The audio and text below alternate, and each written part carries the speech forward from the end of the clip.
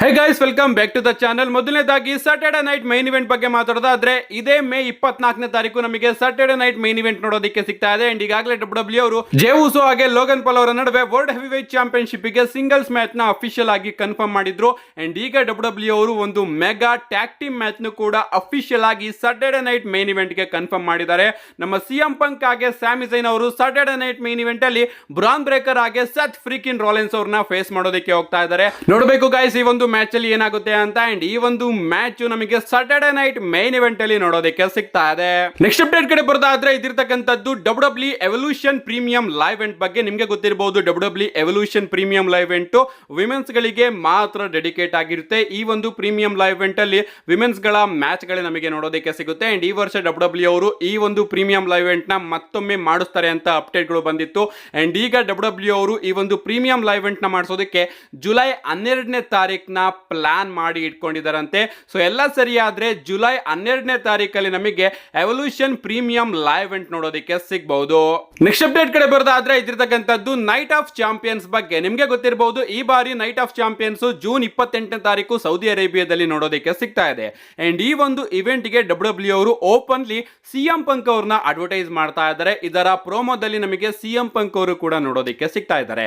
ಹಾಗಾದ್ರೆ knight of champions Saudi ಅರೇಬಿಯಾಗೆ ನಮ್ಮ ಸಿಎಂ ಪಂಕ್ ಅವರು ಹೋಗ್ತಾರ, ಅಲ್ಲಿ ಅವರ ಮ್ಯಾಚ್ ಏನಾದ್ರೂ ನೋಡೋದಕ್ಕೆ ಸಿಗುತ್ತಾ ಅಂತ ಎಲ್ಲರೂ ಕೂಡ ಕನ್ಫ್ಯೂಸ್ ಮಾಡ್ಕೊಂಡಿದ್ದಾರೆ.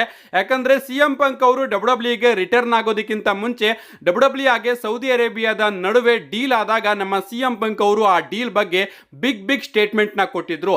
ಅಂದ್ರೆ ಡಬ್ಲ್ಯೂ ಅವರು ದುಡ್ಡು ಮಾಡೋದಕ್ಕೋಸ್ಕರ ಸೌದಿ ಅರೇಬಿಯಾಗೆ ಹೋಗ್ತಾ ಇದ್ದಾರೆ, ಒಂದ್ ರೀತಿ ಬ್ಲಡ್ ಮನಿನ ಮಾಡ್ತಾ ಇದ್ದಾರೆ. ಸೂಪರ್ ಸ್ಟಾರ್ಸ್ ಗಳನ್ನ ಪಣ ಇಟ್ಟು ಸೌದಿ ಅರೇಬಿಯಾಗೆ ಹೋಗಿ ಅವರು ದುಡ್ಡು ಮಾಡ್ತಾ ಇದ್ದಾರೆ. ಅಂಡ್ ನಾನಂತೂ ಯಾವತ್ತೂ ಸೌದಿ ಅರೇಬಿಯಾಗೆ ಹೋಗಿ ಕಂಪೀಟ್ ಮಾಡೋದಿಲ್ಲ ಅಂತ ನಮ್ಮ ಸಿಎಂ ಪಂಕ್ ಅವರು ಸ್ಟೇಟ್ಮೆಂಟ್ ನ ಕೊಟ್ಟಿದ್ರು.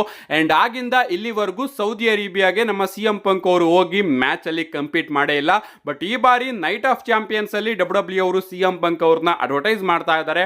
ಸೊ ಈ ಬಾರಿ ಏನಾದ್ರೂ ನಮ್ಮ ಸಿಎಂ ಪಂಕ್ ಅವರು ನೈಟ್ ಆಫ್ ಚಾಂಪಿಯನ್ಸ್ ಗೆ ಹೋದ್ರೆ ಫ್ಯಾನ್ಸ್ ಗಳು ಸಿಎಂ ಪಂಕ್ ಅವ್ರನ್ನ ಕ್ರಿಟಿಸೈಸ್ ಮಾಡೋದಕ್ಕೆ ಶುರು ಮಾಡ್ಬಿಡ್ತಾರೆ. ಸೊ ಇವನು ಕೂಡ ಎಲ್ಲರಂತೆ ದುಡ್ಡು ಮಾಡೋದಕ್ಕೋಸ್ಕರ ನೈಟ್ ಆಫ್ ಚಾಂಪಿಯನ್ಸ್ ಗೆ ಹೋದ, ಹೇಳೋದೊಂದು ಮಾಡೋದೊಂದು ಅಂತ ಫ್ಯಾನ್ಸ್ ಗಳು ಸಿಎಂ ಪಂಕ್ ಅವರ ಬಗ್ಗೆನೇ ಮಾತಾಡೋದಕ್ಕೆ ಶುರು ಮಾಡ್ತಾರೆ.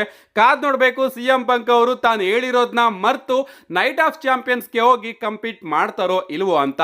ನೆಕ್ಸ್ಟ್ ಅಪ್ಡೇಟ್ ಕಡೆ ಬರೋದಾದ್ರೆ ರೀಸೆಂಟ್ ಆಗಿ ಡಬ್ಲ್ಯೂ ಅವರು ಇನ್ನ ಒಂದು ನೇಮ್ ನ ಟ್ರೇಡ್ ಮಾರ್ಕ್ ಮಾಡ್ಕೊಂಡಿದ್ದಾರೆ, ಕಿಂಗ್ ಆಫ್ ಲೂಕಸ್ ಅಂತ. ಗೊತ್ತಿಲ್ಲ ಇದನ್ನ ಯಾಕೆ ಅವರು ಟ್ರೇಡ್ ಮಾರ್ಕ್ ಮಾಡ್ಕೊಂಡಿದ್ದಾರೆ ಅಂತ. ಬಟ್ ಸದ್ಯಕ್ಕೆ ಡಬ್ಲ್ಯೂ ಅವರು ಕಿಂಗ್ ಆಫ್ ಲೂಕಸ್ ಅನ್ನೋ ಒಂದು ನೇಮ್ ನ ಟ್ರೇಡ್ ಮಾರ್ಕ್ ಮಾಡ್ಕೊಂಡಿದ್ದಾರೆ. ಇದನ್ನ ಯಾರಿಗಾದ್ರೂ ಸೂಪರ್ ಸ್ಟಾರ್ ಗೆ ವಿರುದ್ಧ ಆಗಿ ಕೊಡ್ತಾರೆ, ಯಾವ್ದಾದ್ರು ಪ್ರೀಮಿಯಂ ಲೈವ್ ಇವೆಂಟ್ ನ ತಗೊಂಡ್ ಬರ್ತಾರ ಅಂತ ಕಾದ್ ನೋಡ್ಬೇಕು. ನೆಕ್ಸ್ಟ್ ಅಪ್ಡೇಟ್ ಕಡೆ ಬರೋದಾದ್ರೆ ಇದಿರ್ತಕ್ಕಂಥದ್ದು Cenation leader 17 time champion John Cena ಅವರ ಬಗ್ಗೆ. ನಿಮಗೆ ಗೊತ್ತಿರಬಹುದು ಇದು ನಮ್ಮ ಜಾನ್ ಸಿನಾ ಅವರ ಕಡೆಯ ವರ್ಷ ಆಸ್ ಎ ರೆಸ್ಲರ್ ಡಬ್ಲ್ಯೂ ಕಂಪನಿಯಲ್ಲಿ. ಅಂಡ್ ಅದಕ್ಕೋಸ್ಕರ ಡಬ್ಲ್ಯೂ ಅವರು ನಮ್ಮ ಜಾನ್ ಸಿನಾ ಅವರ ಒಂದು ಡಾಕ್ಯುಮೆಂಟ್ರಿನ ರೆಡಿ ಮಾಡ್ತಾ ಇದೆ.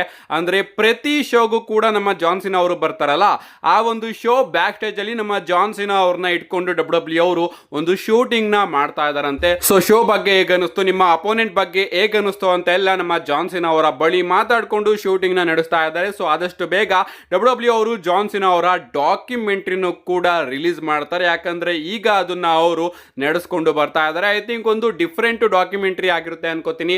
John Cena last year in W documentary ರೀತಿ ಡಬ್ಲ್ಯೂ ಅವರು ಇದನ್ನ ಪ್ರೆಸೆಂಟ್ ಮಾಡಬಹುದು. ಪ್ರೆಸೆಂಟ್ ಮಾಡಿದ್ರೆ ಇದು ನಮಗೆ ಎಲ್ಲಿ ನೋಡೋದಕ್ಕೆ ಸಿಗುತ್ತೆ, ನೆಟ್ಫ್ಲಿಕ್ಸ್ ಅಲ್ಲ ಬೇರೆ ಕಡೆನಾ ಅಂತ ನಾವು ಕಾದ್ ನೋಡಬೇಕು. ನಮ್ಮ ನೆಕ್ಸ್ಟ್ ಅಂಡ್ ಫೈನಲ್ ಅಪ್ಡೇಟ್ ಕಡೆ ಬರೋದಾದ್ರೆ ಇದಿರ್ತಕ್ಕಂಥದ್ದು ಜಾನ್ ಸಿನಾ ಅವರ ಹೀಲ್ ಟರ್ನ್ ಬಗ್ಗೆ. ನಿಮ್ಗೆ ಗೊತ್ತಿರಬಹುದು ಜಾನ್ ಸಿನಾ ಅವರ ಹೀಲ್ ಟರ್ನ್ ನಮಗೆ ಎಲಿಮಿನೇಷನ್ ಚೇಂಬರ್ ಅಲ್ಲಿ ನೋಡೋದಕ್ಕೆ ಸಿಕ್ಕಿದ್ದು. ಎಲಿಮಿನೇಷನ್ ಚೇಂಬರ್ ಅಲ್ಲಿ ಜಾನ್ ಸಿನಾ ಅವರ ಹೀಲ್ ಟರ್ನ್ ಯಾಕಾಯ್ತು ಅಂತ ನಮ್ಮ ರಾಕ್ ಅವರೇ ಅಫಿಷಿಯಲ್ ಆಗಿ ಬಂದು ಕನ್ಫರ್ಮ್ ಮಾಡಿದ್ರು. ಅಂಡ್ ಗೈಸ್ ರಾಯಲ್ ರಂಬಲ್ ಅಲ್ಲೇ ಡಬ್ಲ್ಯೂ ಅವರು ಟೀಸ್ ಮಾಡಿದ್ರು ಜಾನ್ ಸಿನಾ ಅವರ ಹೀಲ್ ಟರ್ನ್. ನಾನು ಆಗ ವಿಡಿಯೋ ಮಾಡಿ ತಿಳಿಸಿದ್ದೆ ಅಂತ ಅನ್ಕೋತೀನಿ.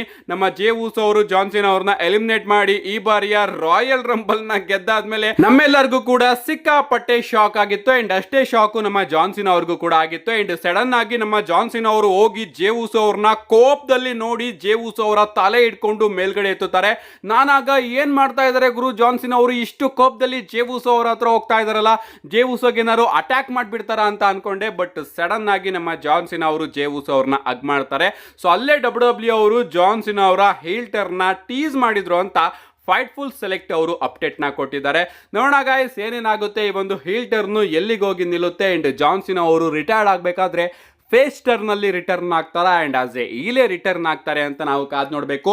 ಇನ್ನ 25 ಅಪಿರಿಯನ್ಸ್ ಗಳು ನಮ್ಮ ಜಾನ್ ಸಿನಾ ಅವ್ರದ್ದು ಏನು ಬಾಕಿ ಉಳಿದಿದೆ ಅದರಲ್ಲಿ ತುಂಬಾನೇ ಟ್ವಿಸ್ಟ್ ಅಂಡ್ ಟರ್ನ್ಸ್ ಗಳು ನಮಗೆ ನೋಡೋದಕ್ಕೆ ಸಿಗುತ್ತೆ, ಇದಂತೂ confirm. See you guys in my next video.